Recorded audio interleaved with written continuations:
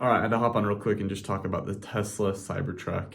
Marques Brownlee, one of the most reputable voices in the tech reviewing space, gets priority access to these type of things, has driven a Tesla Cybertruck, comments on the Cybertruck. And really there's two things that he points out that are worth mentioning. One, Tesla promised a specific amount of range at a specific price point.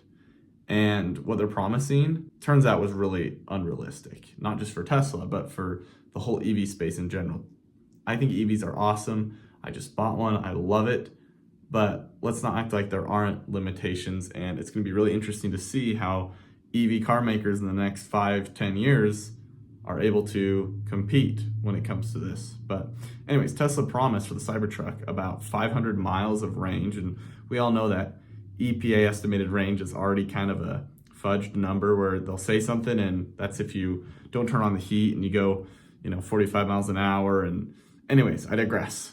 $100,000 is going to be the price, okay? So they promised 500 miles of range for about $70,000.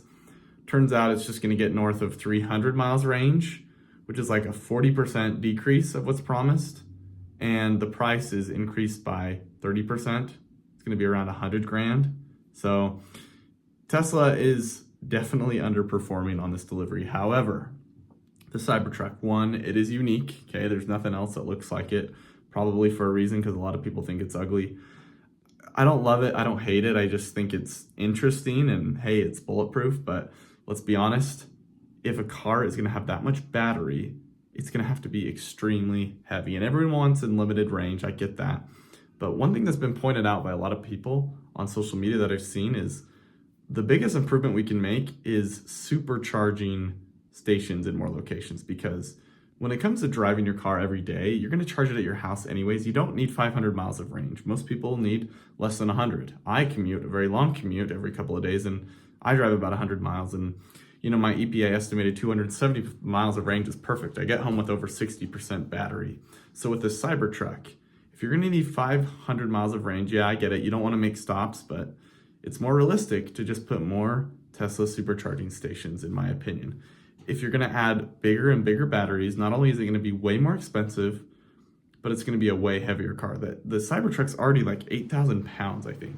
And it's not like it's a big truck in the sense that you can put, a ton of ATVs in the back. You can barely even fit a bike. That's why a lot of people are offering criticism. But overall, those are my thoughts on the Cybertruck.